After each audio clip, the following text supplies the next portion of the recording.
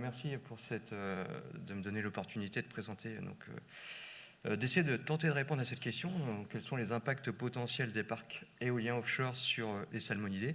Alors, on a quelques diapositives, je vais présenter tout seul et après, Lydie, qui est experte, qui fait partie de France Énergie Marine, qui est un établissement de référence nationale sur les énergies marines renouvelables, donc sera là pour m'épauler, pour répondre à des questions spécifiques sur les parcs éoliens. Et je la remercie pour ça. En termes de contexte, le contexte climatique, géopolitique actuel, vous le connaissez tous, fait qu'il est nécessaire de réduire notre dépendance aux énergies fossiles et qu'il y a vraiment une nécessité pour les sociétés, notamment en Europe, de basculer vers une production d'énergie non carbonée. Les façades maritimes ont des fortes potentialités en termes de production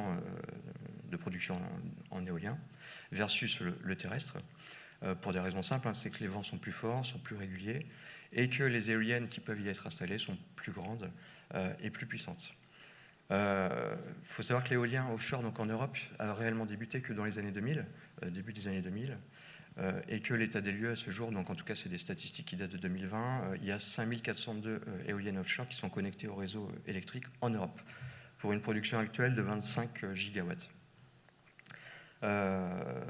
Donc 99% de cette production est assurée par 5 pays, par ordre décroissant, qui sont le Royaume-Uni, l'Allemagne, les Pays-Bas, la Belgique et le Danemark. Comme vous pouvez le voir sur la carte, la France est vraiment très très en retard, mais elle est très ambitieuse, puisqu'elle a un objectif de production de 40% d'électricité d'origine renouvelable d'ici 2030, c'est-à-dire produire x2 la production actuelle.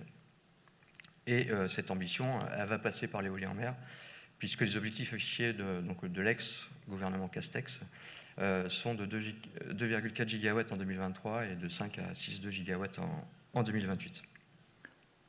Pour une production nulle aujourd'hui, pour une production nulle aujourd'hui en éolien offshore. On est en train de construire les parcs, il n'y a pas de parc qui fonctionne. Ouais. Celui qui va bientôt être en production, c'est celui de Saint-Nazaire, si Lydie, tu veux compléter. C'est ça, oui. C'est ça. Il y a une éolienne au large du Croisic qui produit un peu d'électricité, mais c'est vraiment minime. C'est une éolienne test flottante. Mais voilà, c'est vraiment négligeable. Ouais. Je crois que la seule éolienne qui est présente sur la carte en France, c'est l'éolienne du Croisic, qui est une éolienne test. Voilà. Mais ça va vite bouger dans les années qui vont arriver. Donc je reviens sur les aspects biologie qui ont été abondamment présentés hier par les spécialistes des salmonidés. Donc vous le savez qu'en tant qu'espèce anadrome, les salmonidés vont passer un temps significatif de leur séjour en mer, qui peut durer jusqu'à 50-60% de leur durée de vie. C'est quand même un temps significatif. Alors chez les saumons, on sait que le séjour en mer va varier en fonction de l'âge de vie. Donc ça a été beaucoup évoqué hier, entre un hiver de mer qui vont plutôt au Féroé et les plusieurs hivers de mer qui vont plutôt aller plus vers le Groenland. Ce qu'il faut juste retenir, c'est qu'il y a probablement une migration côtière quand ils sortent de leur rivière, et évidemment une migration au large. Mais que les routes, malgré tout, même si on a vu quand même des éléments très intéressants hier avec les présentations de Ken, de Céline et de Sophie aussi, on a des routes qui restent quand même malgré tout dans le détail assez mal identifiées. Pour les truites de mer, le séjour en mer est aussi significatif, de 4 à 30 mois. Donc c'est autant de temps où l'interaction avec des parcs éoliens offshore est possible. À la différence des saumons, vous le savez tous, il n'y a pas de zone de grossissement spécifique. Et la grosse différence, c'est que la migration est côtière, donc une grande dépendance de la truite de mer à la bande côtière, où sont principalement installés les parcs éoliens offshore. Alors comme toutes les espèces amphihalines, ces salmonidés vont utiliser des stimuli environnementaux pour naviguer, pour s'orienter, les gradients de température, de courantologie, etc. Et évidemment, les parcs éoliens offshore qui sont sur leur route pourraient modifier ces stimuli environnementaux et avoir des impacts. Alors quels sont-ils ? Alors pour pouvoir les évaluer, il faut prendre en compte plusieurs choses. Déjà, il faut avoir une bonne connaissance des trajectoires, des corridors migratoires, et de voir s'il y a une interaction, en gros s'il y a un parc éolien sur le corridor migratoire. Comme on l'a vu, on ne le sait pas encore, mais je vais revenir là-dessus un petit peu après. Il faut prendre en compte un deuxième élément, c'est l'ampleur du projet. donc la surface du parc, le nombre et la hauteur des éoliennes. Donc là, il faut bien avoir en tête, vous avez sûrement vu des photos, il y a des photos ici sur la diapositive, que ce sont des projets colossaux, que les éoliennes peuvent faire jusqu'à 200 mètres de hauteur. À titre de comparaison, la tour Eiffel fait 300 mètres, et il me semble que les nouvelles générations d'éoliennes pourraient atteindre ces hauteurs-là, quoi. Donc on a quand même des mini-éoliennes, des mini-tours Eiffel, ça peut être entre 50 et 80 mini-tours Eiffel sur des centaines d'hectares. Elles ne seront pas mini, ce sera 50 à 100 tours Eiffel. Voilà. Pour l'instant, elles ne sont pas encore à la hauteur, mais bientôt. Voilà. Avec des largeurs de pales quand même conséquentes jusqu'à 100 mètres. Donc ce sont vraiment des projets colossaux qui sont connectés entre elles par un raccordement électrique. Et toute cette énergie électrique produite par toutes ces éoliennes va transiter par un poste électrique en mer qu'on voit donc sur la diapositive en haut. C'est le petit, sur le schéma. Et c'est à partir de ce poste électrique en mer que l'électricité va être raccordée donc à la Terre via un câble de raccordement qui peut générer pas mal de champs électromagnétiques, en tout cas modifier les champs électromagnétiques, on le verra tout à l'heure. Le dernier élément à prendre en compte, c'est également la phase du projet. Il y a plusieurs phases. Une phase de prospection qui vont mettre en œuvre différentes techniques acoustiques qui peuvent avoir des impacts sur la faune et les organismes marins. Le transport maritime qui va évidemment avoir aussi des impacts, et des techniques de forage, carottage, même s'ils sont ponctuels, peuvent modifier de manière sensible le milieu. Ensuite, s'ensuit une phase de construction qui, comme la phase de prospection, est relativement courte dans le temps, de quelques mois à moins de 2 ans, grosso modo. C'est cette phase de construction qui est la plus à risque, en tout cas qui génère le plus d'impact d'un point de vue sonore, modification de l'habitat, lumière artificielle, etc. Vous avez ici la photo d'un navire type jack-up qui sert donc à la pose des fondations des éoliennes. C'est à cette phase-là aussi de construction qu'il peut y avoir aussi du battage de pieux qui va permettre d'enfoncer donc les pieux dans le sédiment, qu'ils soient durs ou meubles, et générer beaucoup de pression telle que la pression sonore. Et la dernière phase, c'est la phase d'exploitation, quand les éoliennes sont vraiment en phase de marche, à pleine production. C'est une phase, alors on n'a pas beaucoup de retours d'expérience, mais voilà, le temps estimé la durée de vie d'un parc éolien, c'est entre 15 et 25 ans. Et à cette phase d'exploitation, il y a également des impacts dont on va discuter juste après. Alors quand on essaie de faire une revue des impacts potentiels, des impacts écologiques d'un parc éolien offshore et de son raccordement sur les organismes marins, il y a quand même une littérature relativement abondante. Donc il y a tout un tas d'effets, donc je ne vais pas détailler là. Vous avez sûrement entendu parler d'effets réserve, d'effets récifs. Donc ça s'applique surtout donc, à des modifications donc, des habitats benthiques ou des poissons, mais plutôt nectobenthiques, pas forcément des poissons attachés plutôt au fond, et pas forcément des poissons pélagiques migrateurs tels que les salmonidés. Donc on ne va pas en discuter aujourd'hui. Et toute la littérature est tirée surtout par la connaissance et les études liées aux mammifères marins. Et il faut bien avouer que l'état des connaissances sur les impacts potentiels des parcs éoliens sur les migrateurs amphibiens reste quand même assez limité. Pour autant, dans cet exposé, on va se concentrer sur 2 pressions principales, je ne sais pas, mais en tout cas, on va cibler 2 pressions qui sont le bruit sous-marin et les champs électromagnétiques qui sont générés donc, par les câbles de transport qui vont relier donc, l'énergie produite par les éoliennes à terre et qui peuvent faire plusieurs kilomètres de longueur, il me semble, les câbles de transport, puisque voilà. Oui, les câbles de transport, il y a au moins 12 km entre le parc et la côte. Donc... Voilà. Donc ça doit être le cas au parc de Saint-Brieuc, qui n'est pas très loin d'ici. Je pense que le câble doit faire une dizaine de kilomètres. C'est ça. Donc c'est quand même assez... c'est pas anodin, quoi. Donc voilà sur cette carte. Donc, pour essayer de bien évaluer l'interaction spatiale entre des corridors migratoires et puis l'éventuel positionnement et localisation des parcs éoliens offshore, il faut bien connaître ces corridors migratoires. Donc sur cette carte-là, j'ai déjà présenté donc, les shapefiles, les rivières à saumon, donc couleur saumon pour être dans le ton, sont présentées. Donc ça, ce sont des données issues du pôle MIAM de Rennes. Donc vous voyez sur cette carte les rivières à saumon donc, au niveau français. Donc malheureusement, on n'a pas cette donnée-là à l'échelle européenne. Et parallèlement, vous avez donc des polygones de différentes couleurs, dégradés de bleu, du foncé au plus clair, qui représentent finalement les parcs éoliens dans leurs différentes phases. Donc en phase de production, de construction ou des phases de projets qui sont approuvés ou en voie de planification. Vous avez aussi des petites croix. Là, c'est principalement en fait des parcs éoliens qui sont en cours de planification. Donc assez logiquement, en enfonçant un peu des portes ouvertes, on peut s'attendre à ce qu'il y ait des interactions fortes dans le panache des estuaires de bassins versants où on a de rivières à saumon et où dans le même temps, dans l'estuaire, on a aussi des parcs éoliens offshore. Ce qui est le cas notamment du parc de Saint-Nazaire. Vous voyez qu'au large de Saint-Nazaire, il y a donc c'est un parc qui va probablement être en phase d'exploitation d'ici peu, d'ici quelques mois, je crois. Oui, ouais. D'ici la fin de l'année, il sera complètement installé, oui, en phase d'exploitation. Et tous les autres parcs là qu'on voit sur la carte, alors, je ne sais pas si on voit bien précisément, c'est un peu petit, mais tous les autres parcs qu'il y a en Manche-Mer du Nord, donc côté français, sont donc des parcs qui sont en phase de construction. C'est le cas notamment du parc de Saint-Brieuc. Et il n'y en a aucun qui est pour l'instant en phase d'exploitation, mais d'ici 2023, le parc devrait monter beaucoup. Alors ici, je remets les diapositives là, du modèle de Sophie Elliott qui vous a été présenté dans le détail hier. Donc Sophie, je ne sais pas où elle ne va pas être très contente parce que je n'ai pas mis les cartes d'incertitude du modèle.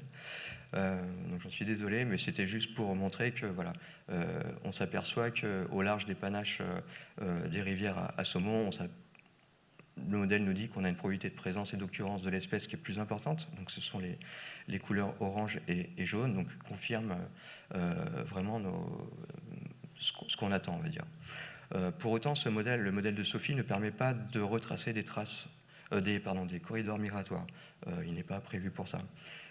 Et ça, c'est un souci, c'est vraiment un manque de connaissances important, puisque par exemple, un saumon de l'Adour, donc un smolt de l'Adour, qui va partir faire sa phase marine, est-ce qu'il va longer les côtes et trouver sur sa trajectoire de migration une succession de parcs éoliens offshore, ou est-ce qu'il part directement donc, au large pour aller rejoindre les Féroé? Donc ça, c'est une question vraiment en suspens et qui est importante à évaluer. Et c'est le cas également aussi pour toutes les populations donc de Manche, mer du Nord, donc Nord-Bretagne et puis Seine-Normandie. La question étant, est-ce que notamment les saumons normands vont prendre le couloir de la Manche-mer du Nord où ils vont croiser sur leur route une accumulation de parcs éoliens offshore, notamment au large de la Belgique et du Danemark, ou est-ce qu'ils prennent le chemin à l'ouest vers l'Iroise pour aller vers les Féroé? À ce jour, c'est pas la seule, mais en tout cas la plus marquante étude qui est disponible dans la littérature et la plus récente, c'est une étude qui a été conduite par des Danois et des Norvégiens, donc c'est Rikardsen et Hall en 2021. Donc sur la carte, là, vous voyez les surfaces rouges, vertes et grises. En fait, ce sont les zones marines utilisées par des individus, donc par des saumons marqués donc avec des pop-up tags. Donc je ne vais pas détailler ce que c'est. Il faut juste avoir en tête que ces saumons qui ont été marqués, ce sont ces fameux saumons ravalés, c'est-à-dire qu'ils sont très grands et qui ont donc des tailles suffisantes qui leur permet d'être équipés par ces marques acoustiques, enfin, c'est pas des marques acoustiques, mais par des marques qui sont assez grandes. Et les résultats de cette étude montrent quand même que globalement, ces grands individus, donc ces grands saumons, ont plusieurs, je ne sais pas quel âge ils peuvent avoir, mais au moins 3 ans, je pense, quelque chose comme ça. Enfin, il faudrait demander aux collègues spécialistes des salmonidés. En tout cas, ils ont plutôt une route assez directe vers le offshore, peut-être probablement parce qu'ils connaissent déjà le chemin et qu'à ces tailles-là, leur survie est moins problématique. Par contre, la question concernant les smolts reste encore en suspens, puisque des smolts qui font 15-20 cm, pour limiter la prédation en mer, probablement, moi je n'ai pas d'idée là-dessus, mais j'imagine que la réponse pourrait être complètement différente si on pouvait équiper des jeunes saumons. Voilà. Si on fait le même exercice avec les truites de mer, donc voilà, c'est à peu près le même ordre, les mêmes idées, donc avec toujours en couleur saumon, donc là les rivières à truites de mer, les polygones rouges et oranges qui montrent les fortes occurrences donc, de truites de mer donc en mer, liées au modèle donc, de Sophie Elliott qui a été présenté aussi hier. Donc là, alors par rapport au saumon, et étant donné la dépendance côtière de la truite de mer, on pense quand même que la truite de mer est quand même plus susceptible de rencontrer des parcs éoliens offshore, et notamment les populations donc de Manche-Mer du Nord, voire même, si on remonte plus, celles qui sont présentes donc en Belgique, voire au Danemark, car vous voyez qu'il y a des gros spots d'occurrence, donc des fortes probabilités de rencontrer la truite de mer, notamment au niveau de la Hollande, donc à proximité des parcs éoliens qui sont très très nombreux et très densifiés. Par rapport aux aspects du son, alors il y a un ouvrage qui est super intéressant dans Quae, qui a été rédigé par Chauveau et al. En 2018, qui fait vraiment une synthèse très intéressante et sur laquelle je me suis beaucoup basé pour cet exposé. Et donc dans leur ouvrage, ils tentent de faire une comparaison en fait des caractéristiques sonores produites par les projets éoliens offshore versus des émissions sonores, versus un bruit ambiant naturel ou d'autres types de pressions anthropiques telles que maritime. Ce qu'on peut voir, vous voyez que tout en bas de l'échelle, on a le bruit ambiant. Donc en abscisse, vous avez les fréquences et en ordonnée les intensités sonores, donc en décibels. Vous voyez que le bruit ambiant donc, est à des niveaux d'un peu moins de 110 décibels, que l'infrastructure donc EMR en fonctionnement, donc un parc éolien offshore en fonctionnement, avec les éoliennes seules, va produire des décibels qui sont entre la petite embarcation, donc 130 décibels, et à des niveaux supérieurs à ce que peut produire un gros navire type supertanker. Donc ça donne déjà un niveau de référence en termes de production de son. Les forages, vibrofonceurs, battage de pieux, donc tout ce genre de techniques qui sont mises en œuvre lors de la phase de construction sont à des niveaux de 210 décibels, enfin de 170 à 210 décibels, donc c'est très significatif. Et le battage de pieux forts qui intervient donc pour enfoncer donc des monopieux par exemple, est supérieur à des suivis sismiques puisqu'on est à 270 décibels, donc c'est quand même assez colossal. Et comment dire, les auteurs tentent suggèrent que le battage de pieux forts peut être entendu, en tout cas pour les organismes marins, et alors ils ne précisent pas lesquels, mais à plusieurs dizaines voire centaines de kilomètres à la ronde. Donc ce sont des impacts quand même certes temporaires, mais qui peuvent être entendus à large échelle. Quand on essaye de voir, en gros, quelle est l'audition des salmonidés, est-ce que le saumon entend bien, finalement ? En fait, ce qui se passe, c'est que la performance du système auditif en fait, des poissons est liée finalement à la présence des éléments qui sont l'oreille interne, la ligne latérale et la vessie natatoire, et surtout à leur connexion. Alors, les saumons et la truite de mer possèdent donc une oreille interne, une ligne latérale et une vessie natatoire, mais à la différence de la lauze, la vessie natatoire n'est pas connectée à l'oreille interne ni à la ligne latérale, ce qui en fait une espèce qui est relativement peu efficace d'un point de vue de la sensibilité au son. Contrairement à la lauze, qui est elle beaucoup plus efficace, les clupéiformes sont parmi les espèces les plus sensibles au son. À droite, vous avez un audiogramme avec en abscisse les fréquences et puis en ordonnée donc les niveaux de seuil qui vont induire en fait des réponses soit comportementales et ou physiologiques. Et j'ai surligné donc en jaune l'audiogramme du saumon et vous voyez que les niveaux de seuil de décibels qu'il faut mettre pour attendre une réponse sont quand même assez hauts, ce qui confirme que le saumon n'entend pas très bien finalement. Malgré tout, une onde sonore qui se déplace dans l'eau, ce n'est pas que du son, c'est aussi un mouvement de particules. Donc le saumon reste quand même sensible au mouvement de particules également, mais ça, dans la littérature, il y a peu d'éléments là-dessus, quoi. Alors, quand on essaie d'évaluer les impacts des pressions sonores d'un parc éolien offshore sur les salmonidés, il est d'usage dans la littérature de classer les impacts en fonction de la distance à la source sonore. Donc, en général, si on est vraiment à proximité si on est très proche de l'impact sonore, on essaie d'évaluer des mortalités, des blessures. Si on est un peu plus loin, on regarde s'il y a des modifications de l'audition, si elles sont temporaires ou permanentes. Si on a des réponses comportementales et vraiment, si on est vraiment très loin, à quelle distance on atteint un seuil d'audibilité.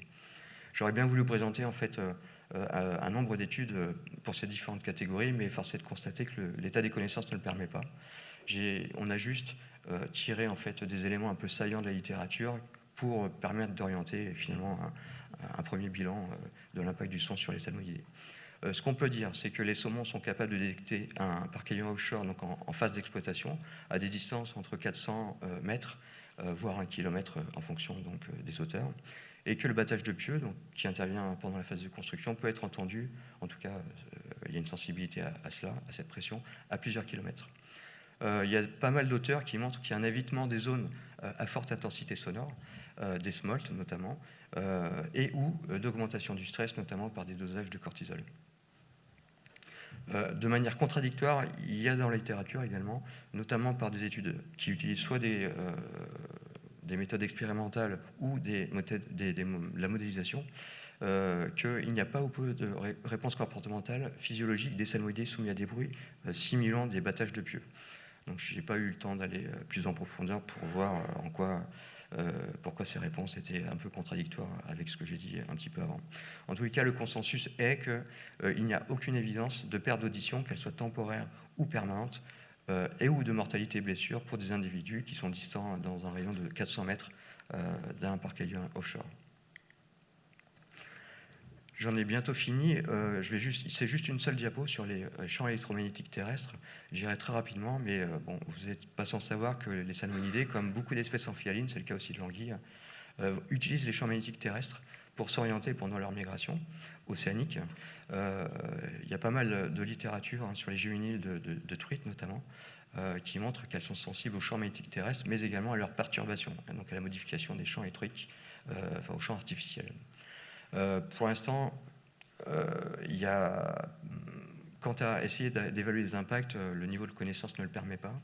Il y a quand même certains auteurs, notamment une revue qui a été faite par Guy et Léol, donc des collègues anglais qui ont beaucoup plus de recul que nous, puisqu'ils ont des parcs éoliens depuis très longtemps, fait quand même des hypothèses, et selon lui, il montre que les raccordements, donc c'est là où l'impact en fait, de la modification des champs électromagnétiques est le plus important, pourrait interférer sur la migration des salmonidés si la route migratoire croisait des câbles de profondeur inférieure à 20 mètres, avec des effets attendus qui sont une modification temporaire de la direction de nage, un évitement significatif de la zone et des retards de migration.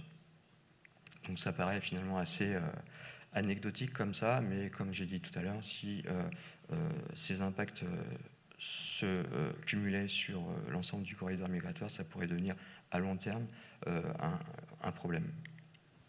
Donc pour conclure, je rejoins ce qui a été dit auparavant sur le manque de connaissances. Donc il y a vraiment un manque de connaissances, notamment sur les routes de migration. Donc ça, c'est un enjeu majeur, avec la question de savoir est-ce que, par exemple, les saumons du golfe de Gascogne passent directement en mer Celtique ou prennent le couloir de la Manche mer du Nord. Ça serait vraiment un enjeu fort, en tous les cas, pour pouvoir bien évaluer et répondre à la question de l'impact des parcs éoliens offshore sur ces espèces-là. Évidemment, le seuil des impacts des pressions aussi, voilà, il y a tout un pan de recherche à mener là-dessus. On peut dire également que les impacts acoustiques apparaissent relativement modérés, sauf évidemment en phase de construction avec le battage de pieux, mais ils sont aussi localisés. Concernant les impacts liés aux modifications des champs électromagnétiques, ils sont aussi localisés, mais par contre ils sont permanents pendant toute la durée de la phase d'exploitation.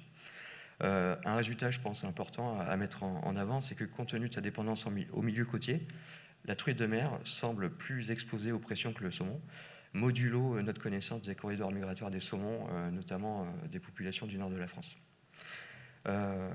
Alors là, on s'est focalisé sur deux pressions, champs électromagnétiques et bruit sonore. Il y en a bien d'autres, induites par les parcs éoliens. Ce sont les émissions de lumière artificielle, l'anoxie, la pollution chimique, la modification de l'habitat, de la quarantologie. Donc tout ça, c'est pas pris en compte. Évidemment que ça peut également jouer. Et évidemment, l'effet cumulé de ces pressions sur l'ensemble du corridor migratoire doit être pris en compte. Et elles ne sont pas considérées ici.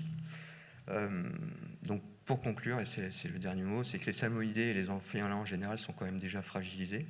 Et donc les impacts de ces pressions, qui restent quand même relativement récentes et nouvelles, doivent être prises en compte et évaluées donc, dans le cadre des politiques publiques.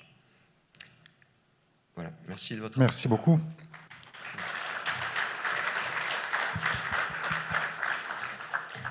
Avant de demander s'il y a des questions, moi j'ai une question pour nos amis anglais dans la salle, Ken ou Dylan. En Angleterre, il y a beaucoup de parcs éoliens marins. Il y a même beaucoup d'autres énergies marines qui sont utilisées, je crois. Il y a des hydroliennes, enfin il y a beaucoup d'expérimentations. Est-ce que vous avez un retour sur leur impact sur les salmonidés migrateurs?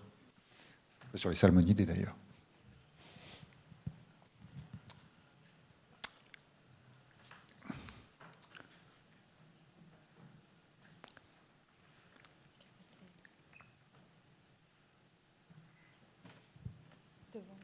Yes, Ken, you need a microphone.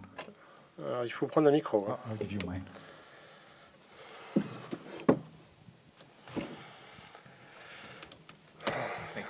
Merci.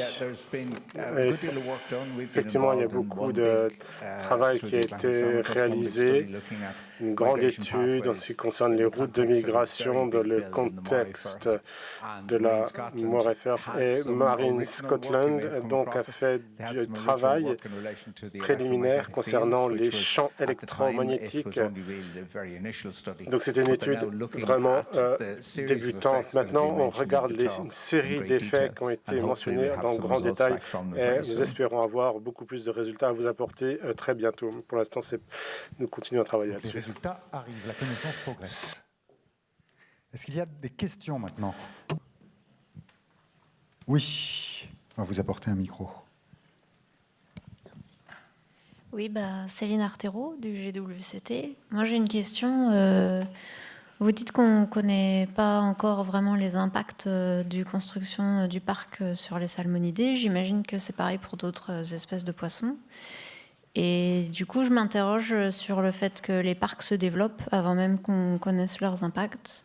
Est-ce qu'il n'y a pas des études qui peuvent se développer en test avant de mettre en route les parcs pour vérifier? Lydie, peut-être vous pouvez répondre. Vous connaissez bien les requins et les raies, je crois.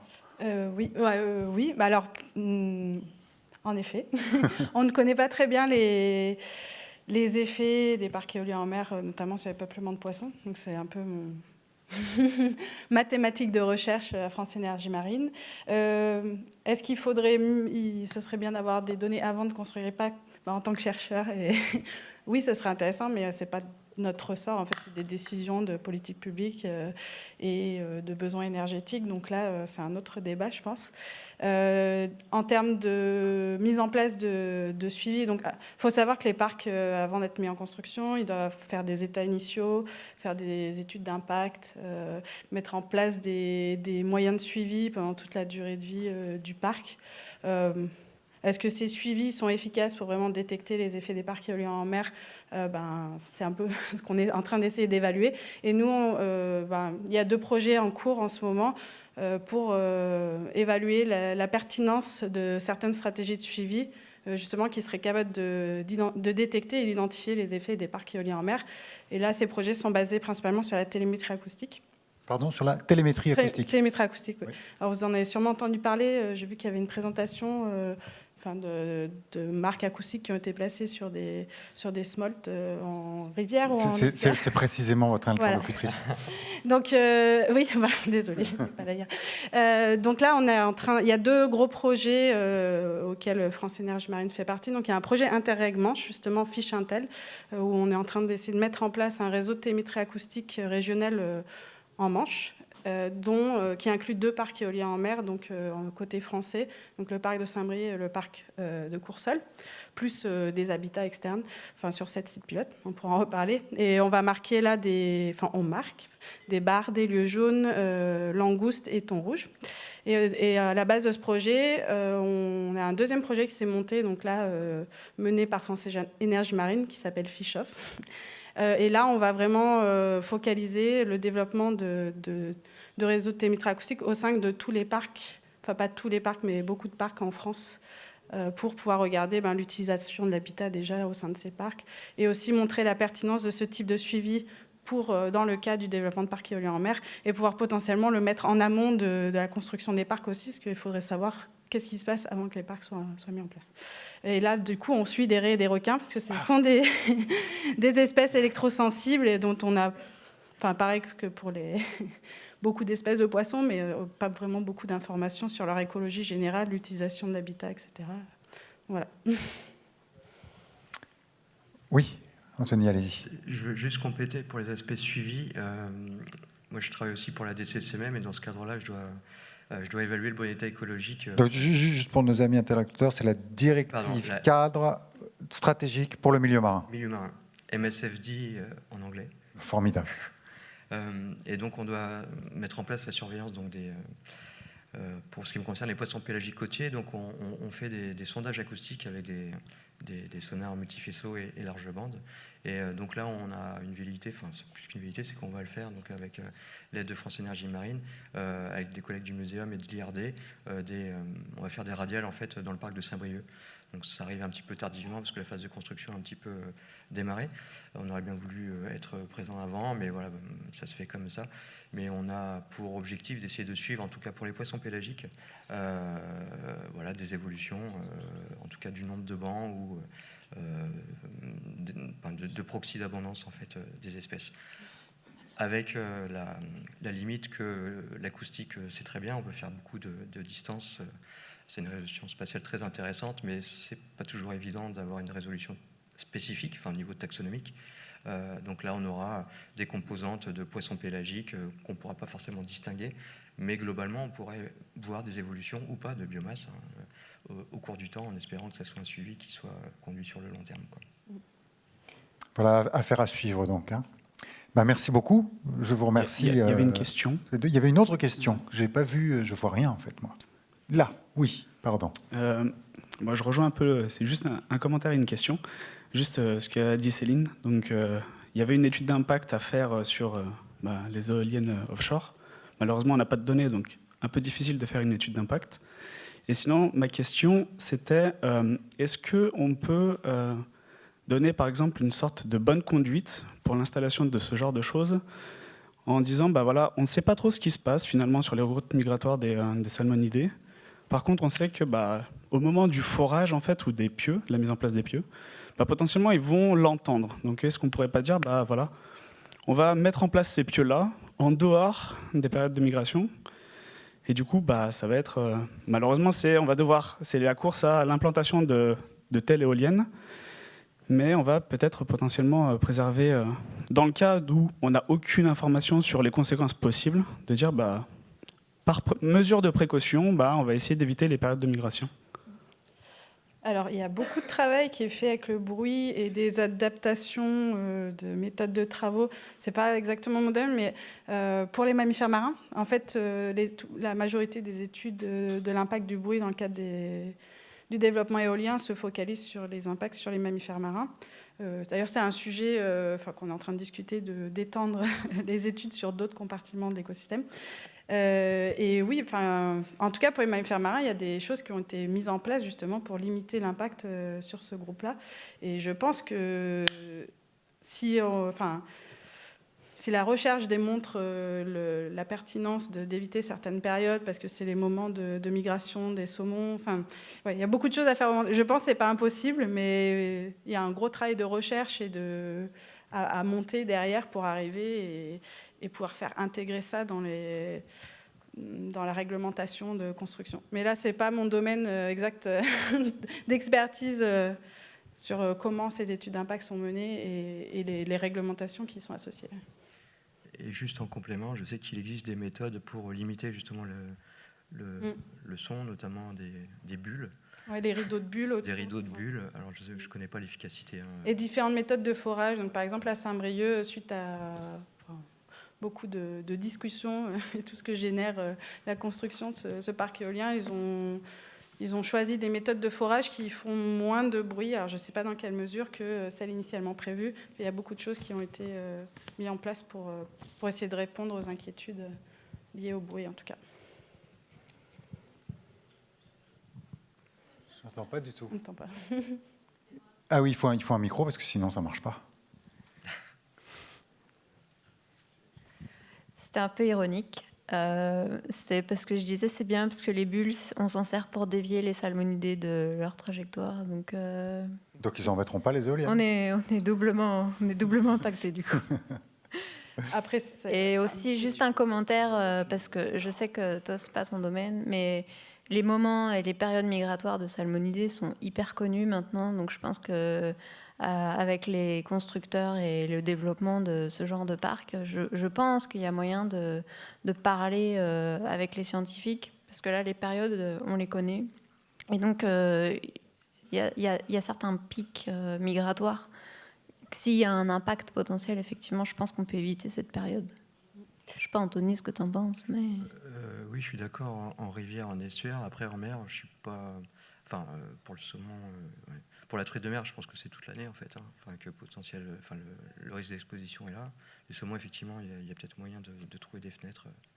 Je pense qu'il y a des périodes de consultation avant la construction d'installations d'énergie renouvelable, en particulier de parcs éoliens offshore. Et c'est à vous, défenseurs du saumon, de vous saisir de ces instances pour vous faire entendre. Et faire entendre votre voix auprès des industriels qui sont pressés par le gouvernement de développer les énergies renouvelables. Oui. Oui, Yann Février du groupe d'études ornithologiques et aussi membre du conseil scientifique du projet éolien de Saint-Brieuc, comme Anthony qui est à côté de moi. Donc je me permets de répondre aussi. Alors le levier des scientifiques, il est quand même assez faible dans ce genre de projet. Et surtout, il y a un nombre de compartiments assez énorme. Les ornithologues voudraient arrêter aussi les éoliennes à certains moments de l'année pendant la migration, aussi par principe de précaution. Les mammalogues voudraient les arrêter aussi pour les chauves-souris, puisqu'il y a de la migration. On s'est aperçu aussi tardivement qu'il y avait de la migration de chauves-souris en mer. Voilà, donc effectivement, le saumon arrive un petit peu derrière les autres, mais on a déjà du mal sur les mammifères marins, sur les oiseaux. Et on voit bien que ce qui intéresse en premier lieu aujourd'hui, c'est la ressource halieutique, c'est les pêcheurs. Et donc la planification actuelle, par exemple à Saint-Brieuc, elle est surtout calée sur la pêche à la coquille Saint-Jacques. Voilà, après c'est des choix politiques, mais effectivement on a les données qui permettraient de dire, par principe de précaution en tout cas, la planification des travaux et le calendrier des travaux. Je pense que la pression publique et l'opinion publique, les espèces emblématiques, les dauphins, jouent aussi beaucoup pendant les débats publics, etc. C'est les interrogations que le public a. Et donc peut-être il faut rendre le saumon beaucoup plus... le saumon est assez sexy déjà. Sexy donc, en termes de... voilà, on entend plus parler. Lui faire un petit sourire. Donc oui, peut-être plus de communication sur ce sujet-là dès qu'on a des données un peu consolidées. Merci beaucoup. On va passer au plateau suivant. On pourrait parler de ça toute l'après-midi, mais on a d'autres sujets. Merci beaucoup. Excusez-moi, une petite question complémentaire. Oui, très vite. Très vite. C'est pas sur les éoliennes, sur les hydroliennes. Jean-Claude Leclin, je suis président d'une APPMA du Pays de Vannes, et on est en phase de projet d'une installation d'hydroliennes à l'entrée, je dirais, d'un quasi-estuaire qui est le golfe du Morbihan, où en fait on a très peu d'informations, 700 pages d'études d'impact, une quinzaine de pages sur les poissons, je mets tous les poissons.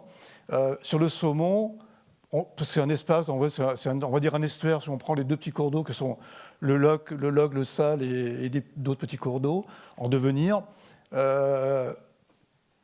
espèce, c'est quasi inexistant. Ça veut dire que, en gros, kilowattheures et migrateurs ne font vraiment pas bon ménage. C'est vraiment dommage. Alors on sait effectivement, là effectivement, on a des bruits aériens avec des conséquences marines, subaquatiques. Et là, en fait, on est directement des machines dans la lame d'eau. Il n'y a aucune étude d'impact. C'est vraiment là des effets d'aubaine, 0,05 gigawatts, c'est-à-dire que c'est insignifiant. Et on retrouve la même problématique que sur la micro ou la nano-hydroélectricité, c'est-à-dire on a impact maximum pour la biodiversité et contribution minimale, vraiment relictuelle pour la production d'électricité. Un mot d'ordre, éteignez vos portables quand vous ne les utilisez pas, débranchez les appareils que vous n'utilisez pas, c'est peut-être le meilleur geste qu'il y a à faire pour sauver les migrateurs. Merci beaucoup et on retiendra votre formule sur les kilowattheures et les migrateurs qui ne font pas bon ménage.